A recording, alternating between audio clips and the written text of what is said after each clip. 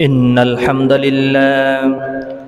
الحمد لله نحمده ونستعينه ونستغفره ونعوذ بالله من شرور أنفسنا ومن سيئات أعمالنا من يهده الله فلا مضل له ومن يضلله فلا هادي له ونشهد أن لا إله إلا الله وحده لا شريك له وأن محمدا عبده ورسوله أما بعد فإن خير الحديث كتاب الله وخير الهدى هدى محدثة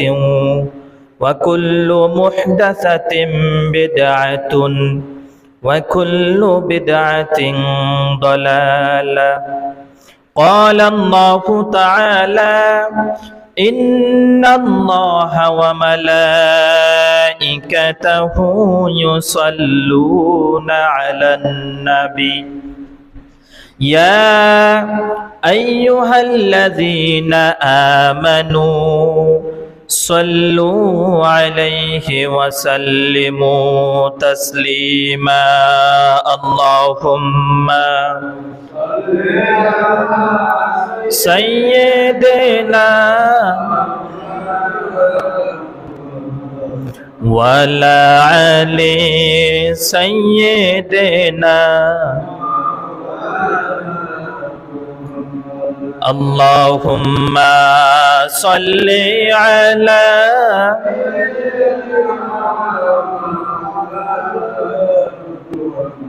ولا علي سيدنا بلغ العلا بكماله كشف الدجى بجماله حسنت جميع خصاله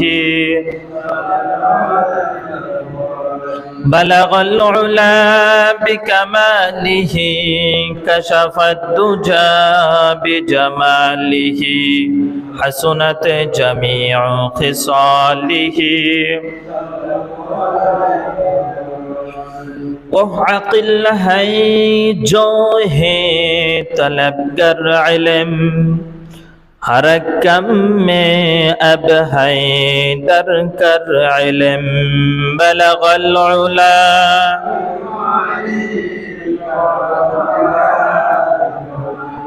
حسنت جميع خصاله صلوا আলহামদুলিল্লাহ সমস্ত প্রশংসা সেই মহান রব্বুল আলামিনের জন্য যে মহান রব্বুল আলামিন আমাদেরকে যাচাই করে বাছাই করে মহব্বত করে ভালোবেসে মসজিদে আসার এবং বসার তৌফিক দান করেছেন সেই মহান রব্বুল আলামিনের দরবারে শুকর আদায় করছি আলহামদুলিল্লাহ আরেকবার জোরে সোরে পড়ছি আলহামদুলিল্লাহ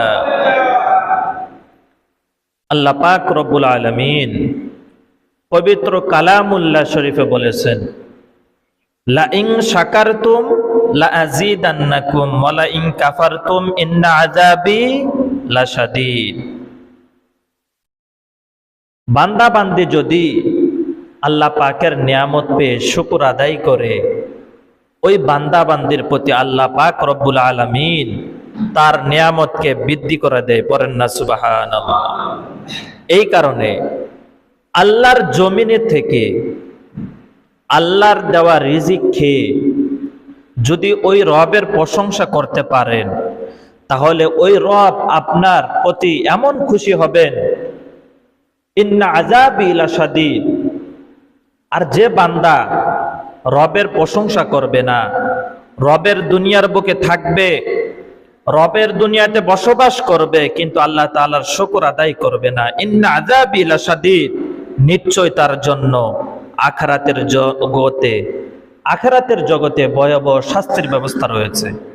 অতএব যে রবের দুনিয়াতে থাকি আমরা, যে আল্লাহর দুনিয়ায় বসবাস করি, সেই রবের প্রশংসা করার দরকার আছে না নাই? জোরে বলেন। আমরা আরেকবার প্রশংসা আদায় করছি, আলহামদুলিল্লাহ। আজকে আমরা নামাজ নিয়ে আলোচনা শুনব। কি নিয়ে? নামাজ। আল্লাহ পাক রব্বুল আলামিন পবিত্র কালামুল্লাহ শরীফে বলেছেন, ইন্নাস সালাতা কানাত আলাল মুমিনিনা কিতাবাম মাওকুতা। নিশ্চয় মুমিনদের জন্য, কার জন্য? মুমিনদের জন্য নির্দিষ্ট সময়ে নামাজকে ফরজ করা হয়েছে। নির্দিষ্ট সময়ে মুমিনের জন্য নামাজ কি ফরজ। আসরের নামাজ কি মাগরিবের সময় পড়া যাবে? কথা বলেন, পড়া যাবে?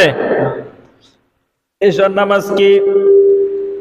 এশার নামাজের টাইম থাকে রাত ফজরের আগ পর্যন্ত থাকে। তবে আসরের নামাজ, মাগরিবের নামাজ এগুলো ওয়াক্তের মধ্যে সীমাবদ্ধ। এই ওয়াক্তের মধ্যে আল্লাহ পাক রব্বুল আলামিন ফরজ করে দিয়েছেন। এই কারণে আল্লাহ পাক রব্বুল আলামিন বলেছেন, ইন্না সলাতা কানাত আলাল মুমিনিনা কিতাবাম মাওকুতা। নিশ্চয় মুমিনদের জন্য নির্দিষ্ট সময়ে সালাতকে ফরজ করা হয়েছে। অতএব জোহরের নামাজ আসরের সময় আদায় করা যাবে না, আসরের নামাজ মাগরিবের সময় আদায় করা যাবে না, কারণ এটা নির্দিষ্ট সময়ে ফরজ। হ্যাঁ, ঠিক আছে, আপনার যদি কোনো অজুহাতে, কোনো ব্যস্ততার কারণে, যে কোনো প্রবলেমের কারণে যদি নামাজ মিস্টেক হয়ে যায়, তাহলে আপনি কাজা নামাজ আদায় করতে পারবেন। কিন্তু প্রতিনিয়ত কাজা নামাজ আদায় আল্লাহ গ্রহণ করবে না। অসুস্থতা রয়েছেন, হয়তোবা যে কোনো ঝামেলায় পড়ে গেছেন, পড়তে পারেন নাই, এটা কিন্তু পরবর্তীতে আপনি কাজা আদায় করতে পারবেন, কিন্তু কন্টিনিউ ভাবে এটা আদায় করা যাবে না, কারণ এটা হচ্ছে নির্দিষ্ট সময়ে ফরজ। আর ইসলামের ভিত্তিটা হয়েছে কয়টা জিনিসের উপর? 5টি জিনিসের উপর। কয়টি? এই 5টি জিনিসের উপরে ইসলামের ভিত্তি হয়েছে। এই ভিত্তিটি যেরকম ফরজ, তেমনি ভাবে নামাজ আদায় করা ফরজ। হযরত আব্দুল্লাহ ইবনে আমর রাদিয়াল্লাহু আনহু বলেন, বুনিয়াল ইসলামু খামসুন শাহাদাতুন আল্লা ইলাহা ইল্লাল্লাহু ওয়া আন্না মুহাম্মাদান আবদুহু ওয়া রাসূলুহু ওয়া ইকামিস সালাতি ওয়া ইতাইজ যাকাতি ওয়াল হজ্জি ওয়া সাওমি রমাদান। আল্লাহর রাসূল বলতেছেন, বুনিয়াল ইসলামু আলা খামসিন। ইসলামের ভিত্তি হলো 5টি জিনিসের উপর। তার মধ্যে 1 নম্বরে ইসলামের ভিত্তি হলো শাহাদাতু আল্লা ইলাহা ইল্লাল্লাহ ওয়া আন্না মুহাম্মাদান আবদুহু ওয়া রাসূলুহু। ইসলামের প্রথম নাম্বার ভিত্তি হলো আপনাকে সর্বপ্রথম সর্ব অবস্থায় স্বীকার করতে হবে যে আল্লাহ ব্যতীত আর কোনো ইলাহ নেই, আল্লাহ ব্যতীত আর কোনো মাবুদ নেই, এবং হযরত মুহাম্মদ সাল্লাল্লাহু আলাইহি ওয়াসাল্লাম আল্লাহ তাআলার বান্দা ও রাসূল। সুবহানাল্লাহ বলেন। 2 নম্বরে ইসলামের ভিত্তি হলো ওয়া ইকামিস সালাতি। নামাজ প্রতিষ্ঠা করতে হবে, নামাজ কায়েমের আন্দোলন করতে হবে। নামাজ প্রতিষ্ঠা করার জন্য যা যা করার দরকার আপনাকে তা করতে হবে। এইটাও কিন্তু ফরজ, ইসলামের 2 নম্বর ভিত্তি। ইসলামের 3 নম্বর ভিত্তি হলো ওয়া ইকাম ওয়া ইতাইজ যাকাতি। আপনার যখন ধন সম্পত্তি হয়ে যাবে, টাকা পয়সা গাড়ি বাড়ি হয়ে যাবে, তখন আপনাকে ওই ধন সম্পত্তির টাকা পয়সার যাকাত প্রদান করতে হবে। ইসলামের 4 নম্বর ভিত্তি হলো ওয়াল হাজ্জি। যখন টাকা পয়সা আপনার কাছে হবে, হজ করার সামর্থ্য থাকতে হবে, তখন আপনার হজ করা আপনার উপরে ফরজ। ইসলামের 5ম নাম্বার ভিত্তি হচ্ছে ওয়াসাউমি রমাদানা। রমজান মাসে যে রোজাগুলো আসে, ওই রোজাগুলো যদি আপনি যথাযথভাবে পালন করেন, যথাযথভাবে আদায় করেন, ইসলামের 5ম নাম্বার ভিত্তি হচ্ছে ওয়াসাউমি রমাদান। রমজান মাসে আপনাকে অবশ্যই রোজা রাখতে হবে। কথা বলেন ঠিক কিনা? এই ইসলামটা হলো এই 5টি জিনিসের উপর। 1 নম্বরে কি? লা ইলাহা ইল্লাল্লাহু মুহাম্মাদুর রাসূলুল্লাহ। আরে মিয়া, আগে তো আপনাকে মুসলমান হইতে হবে, এরপরে না পরবর্তীতে নেক্সট। কারণ মুসলমানের কালিমাই হচ্ছে লা ইলাহা ইল্লাল্লাহু মুহাম্মাদুর রাসূলুল্লাহ। এই বাক্যে আপনাকে আগে বিশ্বাস করতে হবে, এরপরে হচ্ছে ধারাবাহিকভাবে ওয়া ইকামিস সালাহ ওয়া ইতাইজ যাকাত ওয়াল হজ্জি ওয়া সাওমি রমাদান, এরপর হচ্ছে এটা ধারাবাহিকভাবে। কিন্তু সর্বপ্রথম আপনাকে কি করতে হবে? কালিমা পড়ে মুসলমান হইতে হবে। আমার ভাইরা, এই কালিমার আন্দোলন যারা করবে, শাহাদাতু আল্লা ইলাহা ইল্লাল্লাহ শব্দটা যেহেতু ছোট, কিন্তু এটার মূল্যবান অনেক বেশি। আল্লাহ রাসূল একটি হাদিসের মধ্যে বলেছেন যে বান্দা বান্দি একবার মুখে উচ্চারণ করবে লা ইলাহা ইল্লাল্লাহু মুহাম্মাদুর রাসূলুল্লাহ, ওই ব্যক্তির জন্য জান্নাত ওয়াজিব হয়ে যায়। আমার ভাইরা, এই কালিমা আমি আপনি পড়ি, আমার কাছে আপনার কাছে অনেক সহজ লাগে, কারণ হচ্ছে আমরা মুসলিম পরিবারে জন্মগ্রহণ করেছি। যারা বেধর্মী, যারা হিন্দু ধর্মে জন্মগ্রহণ করেছে, যারা খ্রিস্টান ধর্মে জন্মগ্রহণ করেছে, তাদের কাছে জিজ্ঞাসা করে দেখবেন এই কালিমা পড়তে কত কঠিন। তারা এই কালিমা পড়লে তাদের অর্থ সম্পদ থেকে তারা বিকৃতি হয়ে যায়, তাদের অর্থ সম্পদ থেকে তাদেরকে বাদ করে দেওয়া হয়।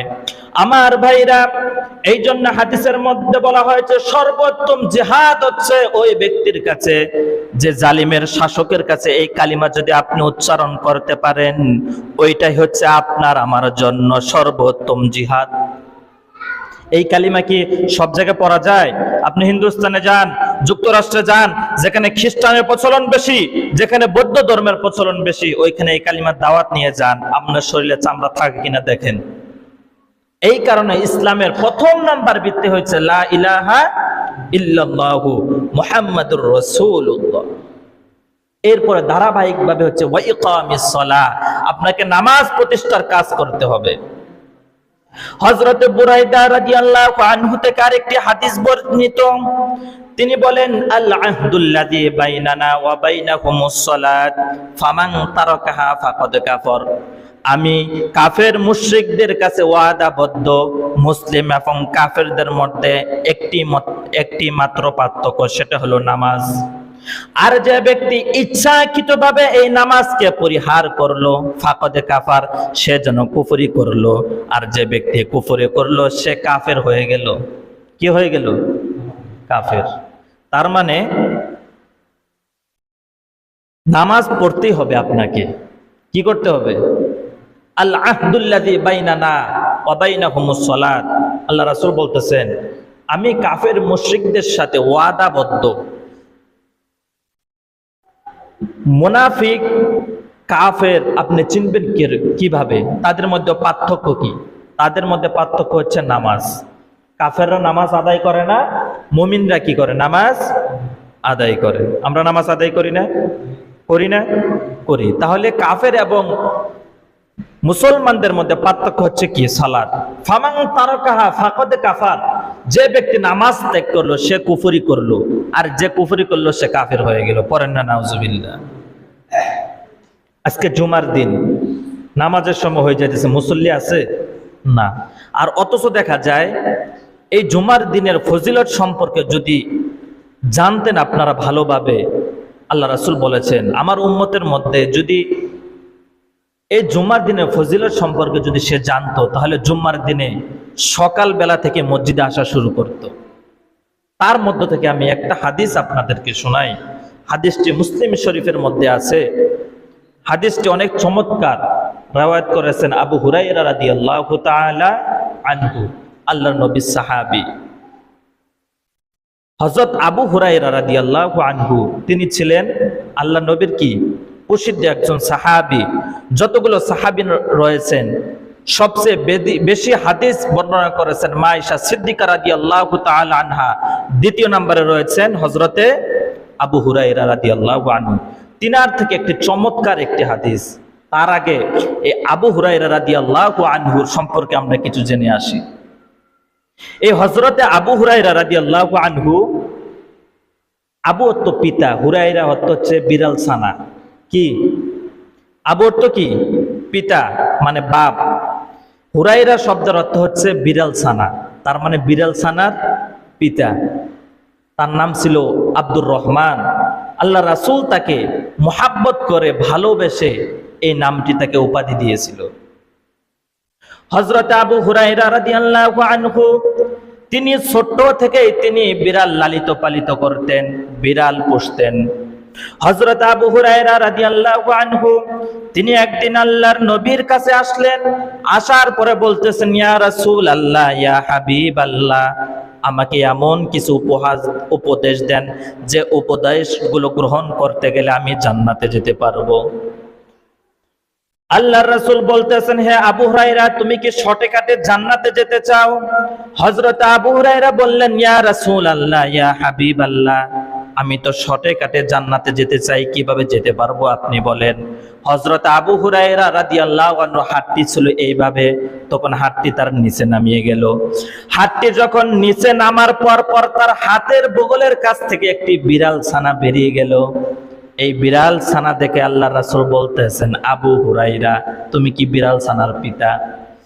আল্লাহর রাসূল বলতেছেন, তোমার হাত থেকে যে বিড়াল ছানাটা বেরিয়ে গেল, তুমি এটাকে কি করো? আবু হুরায়রা রাদিয়াল্লাহু আনহু বললেন, আমি এটাকে লালিত পালিত করি, আমি এটাকে পুষি, তাকে অনেক যত্ন করি, অনেক মহাব্বত করি। তখন আল্লাহর রাসূল সাল্লাল্লাহু আলাইহি ওয়াসাল্লাম বললেন, আবু হুরায়রা, তুমি কি বিড়াল ছানার পিতা? হযরত আবু হুরায়রা রাদিয়াল্লাহু আনহু এত পরিমাণ খুশি হলেন। খুশি হওয়ার পর তিনি বলতেছেন, আল্লাহর রাসূল আমাকে উপাধি দিয়েছেন আবু হুরায়রা, আজকে থেকে আমি এই নামে প্রসিদ্ধ হব যে আমি বিড়াল ছানার পিতা। সুবহানাল্লাহ পড়ে। সেই আবু হুরায়রা রাদিয়াল্লাহু আনহু মুসলিম শরীফের মধ্যে হাদিস বর্ণনা করতেছেন, as-salatu khamsun wal jumu'atu ilal jumu'ah wa ramadana ila ramadana mukaffaratun lima bainahunna idza tanabatil kaba'ir। Abu Hurairah রাদিয়াল্লাহু আনহু বলেন, আল্লাহ রাসূল সাল্লাল্লাহু আলাইহি ওয়াসাল্লাম ইরশাদ করেছেন, as-salatu khamsun, দৈনিক দিন 5 ওয়াক্ত নামাজ, ওয়াল জুমআতু ইলাল জুমআ, এক জুমা হতে অন্য জুমা, ওয়া রমাদানা ইলা রমাদানা, এক রমজান হতে অন্য রমজান পর্যন্ত, মুকাফফারাতুল লিমা বাইনাহুন্না, এর মধ্যে যদি কোনো গুনাহ করে থাকো, সগীরা গুনাহ যদি করে থাকো, ইদা যে তানাবাতিল কাবাইর, ওই গুনাহগুলো আপনার মাফ করে দেয় যদি আপনার কবিরা গুনাহ না থাকে। সুবহানাল্লাহ পড়ে। তাহলে কি বোঝা গেল? দৈনিক দিন 5 ওয়াক্ত নামাজ ফরজ। কয় ওয়াক্ত? ওয়াল জুমআতু ইলাল জুমআ, এক জুমা হতে অন্য জুমা, ওয়া রমাদানা ইলা রমাদানা, এক রমজান থেকে আরেক রমজান। কি বললাম?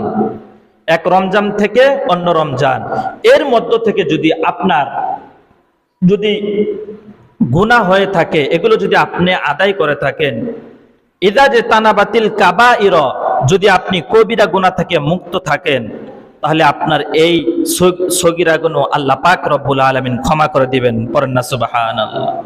আল্লাহ পাক রব্বুল আলামিন পবিত্র কালামুল্লাহ শরীফ এটাই বলেছেন, ইদা যে তানাবাতিল কাবাইর ফাকাদ কাফার, তোমার যদি নিষেধাজ্ঞার প্রতি যদি গুনাহ করে ফেলে থাকো, যদি তোমার কবিরা গুনাহ থেকে যদি মুক্ত থাকতে পারো, তাহলে তোমার সগীরা গুনাহকে মাফ করে দিবেন কে? জোরে বলেন। শর্ত হলো কবিরা গুনাহ থেকে মুক্ত থাকতে হবে, তাহলে আপনার সগীরা গুনাহগুলো অটোমেটিক কি হয়ে যাবে? কমে যাবে। নামাজ সম্পর্কে কথা হচ্ছে। আল্লাহ পাক বলেছেন, ইন্নাস সালাতা তানহা আনিল ফাহশাই ওয়াল মুনকার, নিশ্চয় নামাজ সমস্ত ফাহশা কাজ থেকে, অশ্লীল কাজ থেকে বিরত রাখে। কি রাখে? বিরত রাখে। খারাপ কাজ, অশ্লীল কাজ থেকে নামাজ বিরত থাকে। কিন্তু আমরা দেখা যায় নামাজও পড়ি, খারাপ কাজও করি। নামাজ পড়ি, অন্যের সমালোচনা করি। নামাজ পড়ি, একজনের পিছনে আরেকজন লাগিয়ে থাকি। নামাজ পড়ি, দুনিয়ার পাপাচার সব করতেছি, কিন্তু আল্লাহ তো এটা ওয়াদা দেয় নাই। আল্লাহ তো ওয়াদা দিচ্ছেন, ইন্নাস সালাতা তানহা আনিল ফাহশাই ওয়াল মুনকার, নিশ্চয় নামাজ হচ্ছে মুমিন ব্যক্তিদেরকে ফাহশা কাজ থেকে বিরত থাকে। তার মানে আপনি যে নামাজ পড়তেছেন, আপনি যে রোজা রাখতেছেন, আপনি যে হজ করতেছেন, যাকাত দিতেছেন, এগুলো আপনার হচ্ছে না, তাই এটা নামাজ আপনাকে ফাহশা কাজ থেকে বিরত রাখতেছে না। যে ব্যক্তি পরিপূর্ণভাবে নামাজ আদায় করবে তার মাথার মধ্যে এটা থাকবে, আমি 5 ওয়াক্ত নামাজ পড়ি, আমি 5 ওয়াক্ত জিকির বান্দেগি করি, আল্লাহ তাআলার ইবাদতে দাসত্ব মিলিত থাকি, আমি কেন পাপাচার করব, আমি কেন অন্যের গীবত শিকায়েত করব। এটা ওনার মাথায় অটোমেটিক চলে আসবে। আর আপনি যখন দেখবেন নামাজও পড়তেছেন, অবৈধ কাজও করতেছেন, নামাজ করতেছেন, বিড়ি খাইতেছেন, সিগারেট খাইতেছেন, সবকিছু খাইতেছেন, মানে আপনার যে যতগুলা পাপাচারের কাজগুলো রয়েছে, নামাজ পড়তেছেন, এগুলো করতেছেন, তাহলে আপনার কথা হচ্ছে আপনার নামাজে হচ্ছে না। তার নামাজ তো ফাঁসা কাজ থেকে বিরত রাখে, কারণ এগুলো হচ্ছে ফাঁসা কাজ। তার মানে আপনার নামাজেই হচ্ছে না। নামাজ আদায় করতে হবে। ইমানের 70টি শাখা রয়েছে। কয়টি বললাম? 70টি শাখা রয়েছে। আল ঈমানু বিদউন ওয়া সাবউনা শু'বাতুন, ইমানের 70টি শাখা পোশাখা রয়েছে। তার মধ্যে প্রথম নাম্বার শাখা হচ্ছে ফাদলুহা কাউলু লা ইলাহা ইল্লাল্লাহু, এক বাক্যে আপনাকে স্বীকার করতে হবে লা ইলাহা ইল্লাল্লাহ, আল্লাহ ব্যতীত আর কোনো মাবুদ নেই। এবং সর্বনিম্ন শাখা হচ্ছে ওয়া আদনাহা ইমাতাতুল আযা আনিত তরিক, রাস্তা থেকে কষ্টদায়ক জিনিসকে সরে দেওয়া, এটা হচ্ছে ইমানের সর্বনিম্ন শাখা। রাস্তার মধ্যে কষ্টদায়ক জিনিস কি দেখতে পাচ্ছেন আপনি, একটা কলার সুগলা পড়ে রয়েছে, এগুলো আপনি সাইডে সরায় রাখবেন, এটা হচ্ছে ইমানের সর্বনিম্ন শাখা। আপনি দেখতে পাইছেন রাস্তার মধ্যে আবর্জনা পড়ে রয়েছে, এগুলো সাইড করে রাখলেন, এটা হচ্ছে ইমানের সর্বনিম্ন শাখা। আর তার সর্বনিম্ন শাখা হচ্ছে আল হায়াউ শু'বাতুম মিনাল ঈমান, লজ্জা হচ্ছে ইমানের অঙ্গ। কিসের অঙ্গ? ইমানের। যার লজ্জা নাই তার কি ইমান আছে? কথা বলেন, ইমান আছে? লজ্জা থাকতে হবে। আল হায়াউ শু'বাতুম মিনাল ঈমান, লজ্জা থাকতে হবে। আপনার যদি লজ্জায় না থাকে, তার মানে আপনি মনে করবেন আপনার ইমান নাই। ইমানের 70টি শাখা পোশাখা। কয়টি বললাম? জোরে বলেন, কয়টি বললাম? সুদ খাওয়ারও 70টি গুনাহ রয়েছে। কয়টি? জোরে বলেন। 70টি গুনাহ রয়েছে। তার মধ্যে হচ্ছে সর্ববৃহৎ গুনাহ হচ্ছে সুদ খাওয়া। ফাইল্লাম তাজানু ফাজানু বিহারবিম মিনাল্লাহি ওয়া রাসূলি, আল্লাহ এবং তার রাসূলের সাথে যুদ্ধ ঘোষণা করা। রাসূল হাদিসের মধ্যে বয়ান করেছেন, আবু হুরায়রা রাদিয়াল্লাহু আনহু হাদিস বর্ণনা করেন, তিনি বলতেছেন, ইয়া রাসূলুল্লাহ, ইয়া হাবিবাল্লাহ, সুদের যে যারা সুদ খায়, সুদ লেনদেন করে, তাদের কিরকম গুনাহ? আল্লাহ রাসূল বলেছেন তাদের 4টি গুনাহ। কয়টি গুনাহ? যে সুদ দেয় তার একই গুনাহ, আর যে সুদ নেয় তারও একই গুনাহ, যে সুদের লিখিবদ্ধ করে তারও একই গুনাহ, আর যে সুদের সাক্ষী থাকে তারও একই পরিমাণ গুনাহ। সুদের সর্বোত্তম গুনাহ হচ্ছে ফাইল্লাম তাফআলু ফাজানু বিহারবিম মিনাল্লাহি ওয়া রাসূলি, আল্লাহ এবং তার রাসূলের সাথে যুদ্ধ ঘোষণা করা।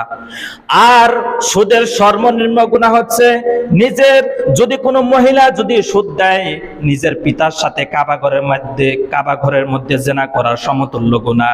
আর যদি কোনো পুরুষ সুদ ঘুষ নেওয়া আদান প্রদান করে, তাহলে কাবা শরীফের মধ্যে জেনা করার পরিমাণ গুনাহ। 4টা সংখ্যা বললাম। কয়টা? যে সুদ দিবে তার একই গুনাহ। সুদের 70টি গুনাহ রয়েছে, একই গুনাহ। আর যে সুদ নিবি, আমি আপনার থেকে নিছি, তারও কি একই গুনাহ। আর যে বেটি সুদের সাক্ষী থাকবে, কি থাকে, এই একই গুনাহ। আর যে সুদ লিখিবদ্ধ করবে, একই গুনাহ। এই 4জন ব্যক্তির আল্লাহ রাসূল হাদিসের মধ্যে বলেছেন, আমার কথা না, আল্লাহ রাসূলের হাদিস, এই 4জন ব্যক্তির একই গুনাহ। এই 70টি গুনাহ আমরা জীবনে কত গুনাহ করে থাকি, এখানে 70টি গুনাহ। সর্বোত্তম গুনাহ হচ্ছে আল্লাহ এবং তার রাসূলের সাথে কি যুদ্ধ ঘোষণা করা। আপনি কি আল্লাহ রাসূলের সাথে যুদ্ধ করতে পারবেন? আল্লাহর সাথে কি যুদ্ধ করতে পারবেন? তাহলে আপনি বুঝে আসে না কেন? এরপরে সর্বনিম্ন হচ্ছে নিজের মায়ের সাথে, নিজের পিতার সাথে জেনা করার গুনাহ। নাউজুবিল্লাহ পড়েন। কত নিকৃষ্ট কাজ। দেশের মধ্যে যদি ইসলাম থাকতো, ইসলাম যদি প্রতিষ্ঠা থাকতো, যারা সুদ আদান প্রদান করে, লেনদেন করে, এই মানুষগুলোকে হাজার হাজার বা জেনার শাস্তি দিয়ে তাকে মৃত্যুদণ্ড দেওয়া হতো। দেশের মধ্যে তো ইসলাম নেই। যদি ইসলাম থাকতো, এই মানুষগুলোকে, যারা সুদ আদান প্রদান করতেছে, যারা এগুলো কাজে লিপ্ত রয়েছে, তাদেরকে কয়েকশো বার ফাঁসি দিয়ে দেওয়া হতো এই সুদ আদার প্রদার করার কারণে। কারণ এটা জেনার গুনাহ। জেনার শাস্তি কি? আরো নিজের মার সাথে। আর আমরা সমাজের মধ্যে কেউ যদি একটু পাপাচার করে, কেউ যদি একটু নারী কেলেঙ্কিত হয়, তাকে নিয়ে আমরা অনেক গবেষণা করি। কিন্তু আপনি যে এভাবে জেনা করতেছেন নিজের মায়ের সাথে, নিজের বাপের সাথে, এটা আপনার বিবেকের মধ্যে নাই। আপনি তারা বড়টা করতেছেন। কত বড় গুনাহ! আপনি কি পারবেন আল্লাহর সাথে যুদ্ধ করতে? পারবেন? আল্লাহ রাসূলের সাথে যুদ্ধ করতে পারবেন? পারবেন না তো। কত বড় কথা! কোরআন আয়াত, ফাইল্লাম তাফআলু ফাযানু বিহারবিন মিনাল্লাহি ওয়া রাসূলি। যদি তোমরা এগুলো সুদ পরিহার না করো, তাহলে আল্লাহ এবং আমার রাসূলের সাথে যুদ্ধের জন্য প্রস্তুত হয়ে যাও। 70টা গুনাহ। কয়টি? তার মধ্যে প্রথমটা বললাম আর শেষেরটা বললাম। এই দুইটাই দেখছেন কত বড়, আর মাঝখানে যেগুলো রয়েছে এগুলো তাহলে আরো কত জঘন্যতম হতে পারে। আপনি মনে করেন আমি তো সুদ খাই না, আমি সুদ দেই। কি করি? দেই। আপনার সেম গুণ, আপনি নিলেন কেন? গুনাহ তো সেম। আর অনেকে বলে আমি খাই না, আমি নেই না, আমি লিখি। আপনার তো সেম গুনাহ। আরেকজনে বলে আমি সাক্ষী থাকি, আমি নেই না, আদান প্রদান করি না। তো সাক্ষী থাকেন, ওইটা তো সেম গুনাহ। গুনাহ তো সেম। আল্লাহ পাক রব্বুল আলামিন আমাদের সকলকে এই ফিতনা থেকে, হারাম কাজ থেকে আমাদেরকে সকলকে বাঁচায় রাখুক, করেন আমিন। নামাজ সম্পর্কে কথা বলতেছিলাম। নামাজ সম্পর্কে আরেকটা কথা হচ্ছে, আমরা নামাজ পড়ি না। কথা বলেন, নামাজ পড়িনি। নামাজের ভিতরে ফরজ কয়টা? ওটা এবার জবাব দেন, আমি এখানে কিছু মাসালা বলবো। ফরজ কয়টা? নামাজের বাইরে এবং ভিতরে ফরজ হচ্ছে 13টা। কয়টা? 13টা। এটা মাসালা, এটা আপনার শিক্ষার জন্য বলতেছে, আপনারা শুনবেন। 13 ফরজ, ভিতরে এবং বাইরে মিলায় 13 ফরজ। তার মধ্যে নামাজের ভিতরে 6 ফরজ। কয় ফরজ? নামাজ পড়েন, এটা ফরজ না? তা নামাজের ভিতরে কি ফরজ আছে? তো ফরজগুলো কি কি দেখবেন, এগুলো আপনারা আদায় হয় কিনা, তাহলে আপনি মাসালা বুঝবেন। 1 নম্বর হচ্ছে তাকবীরে তাহরিমা বলা। নামাজ পড়ি না, এটাকে আল্লাহু আকবার বলি না, এটাকে তাকবীরে তাহরিমা বলা হয়। এরপর হচ্ছে খাড়া হইয়া নামাজ পড়া। 2 নম্বরে কি? দাঁড়ায় নামাজ পড়তে হবে। কিসে? 3 নম্বর হচ্ছে কেরাত পড়তে হবে। কি করতে হবে? কেরাত পড়ি না আমরা, সূরার সাথে সূরা মিলাই, এটা পড়তে হবে। এরপর রুকু করতে হবে, 2 সেজদা করতে হবে, আখেরি বৈঠকে তাশাহুদ করতে হবে। এখন এগুলো হচ্ছে ফরজ। কি ফরজ? এগুলো যদি আপনার মিস্টেক হয়, নামাজ হবে? নামাজ হবে? আর নামাজে 2 রাকাত নামাজ পড়তে 60টি মাসালা লাগে। কয়টি মাসালা? শুধু নামাজ পড়ে চলে গেলে হবে নাকি? 2 রাকাত নামাজ পড়তে আপনার 60টি মাসালা লাগে। কয়টি মাসালা? এবার আসেন, যারা নামাজ পড়ি,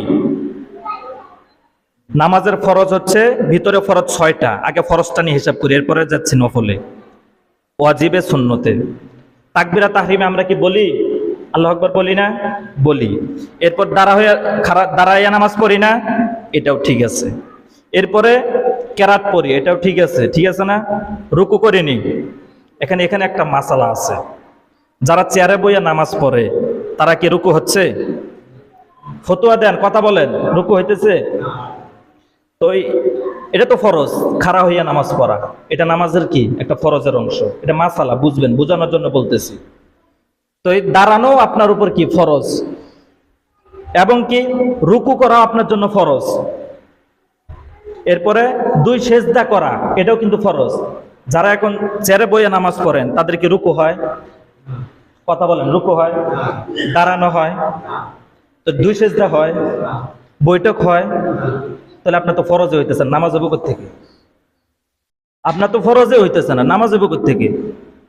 যদি কোনো কারণবশত নামাজের ওয়াজিব ছুটে যায়, তাহলে আপনি সাহু সেজদার মাধ্যমে তা আদায় করে নিতে পারবেন। কি করে নিতে পারবেন? যদি ওয়াজিব ছুটে যায়, কি ছুটে যায়, তাহলে আপনি সাহু সেজদার মাধ্যমে, মানে তাশাহুদের পরে 2টা সেজদা দিবেন, এরপর আবার পুনরায় তাশাহুদ করে শেষ করবেন, তাহলে আপনার ওয়াজিব ছুটে গেলে এটা আদায় হয়ে যাবে। যদি আপনার ফরজ ছুটে যায়, সুন্নত ছুটে যায়, তাহলে আপনার নামাজ হবে না, আপনার নামাজ হবে না। এখন যারা চেয়ারে বসে নামাজ পড়ে, আমি কাউকে ইন্ডিকেট করে বলতেছি না, বোঝানোর জন্য বলতেছি, সবাইকে বলতেছি, এটা তো একটা মাসালা। কারণ দাঁড়ানো কি ফরজ, রুকু করা কি ফরজ, সেজদা করা কি ফরজ, বসা কি তা আপনার তো এখানে 4টা ফরজ, 6টা ফরজের মধ্যে 4টাই করেন না, তাহলে আপনার নামাজ হবে কেমনে? নামাজ হচ্ছে না। এই ক্ষেত্রে মাসালা হচ্ছে, যারা অক্ষম, ইমাম শাফি বলেছেন যারা অক্ষম, নামাজ পড়তে পারে না, মানে চেয়ারে বসার কোনো বিধান নাই, তারা বসে পড়বে। কি করবে? বসে নামাজ আদায় করবে। নামাজের সুরতে বসবে অথবা অন্য সুরতে বসবে। চেয়ারে বসার কোনো বিধান নাই। আরেকটা হুকুম হচ্ছে, অনেকে বলতেছে, অনেকে এটা বোঝানোর জন্য বলতেছি, মনে করেন কোমরের সমস্যা, পায়ের সমস্যা, আমি রুকু করতে পারি না, সেজদা করতে পারি না, তার জন্য জামাতে নামাজ না, তার জন্য ঘরে নামাজ। বুঝতে পারছেন? তার জন্য জামাতে নামাজ না, জামাতে নামাজ করতে আপনাকে দাঁড়াইতে হবে। আর আপনার যদি রুকু সেজদা করার যদি কোনো ক্ষমতা থাকে, তাহলে আপনি বসে পড়তে পারবেন। কথা বুঝতে পারছেন? আর যারা মুমূর্ষু রোগী, তাদের জন্য নামাজ ক্ষমা নাই, আপনার শুয়ে শুয়ে হলেও কি নামাজ আদায় করতে হবে। যদি আপনি শুন, আকার ইঙ্গিতে আপনাকে কিবলামুখী নামাজটা আদায় করতে হবে। এটা আপনাকে করতে হবে, কারণ আপনার তো শরীর চলতেছে না, কিন্তু আল্লাহর বিধান আপনাকে পালন করতে হবে। যারা চেয়ারে বসেন, আমি তাদের কাউকে ইন্ডিকেট করে বলতেছি না, সবার জন্য উদ্দেশ্য করে বলতেছি, এই নামাজগুলো আপনারাই বলেন নামাজ কি হবে? আমি যে বললাম নামাজের ভিতরে বাইরে 13 ফরজ, তার মানে ভিতরে আছে কয় ফরজ? 6 ফরজের মধ্যে দাঁড়ানো ফরজ, রুকু ফরজ, সেজদা করবেন এটাও ফরজ, আবার বসবেন যে ওইটাও কিন্তু ফরজ। এগুলো ফরজ না? এই ফরজগুলো যদি ছুটে যায় আপনার নামাজ হবে না। আমি চাই আপনার নামাজটা হোক পরিপূর্ণভাবে, এই জন্য এটা বললাম।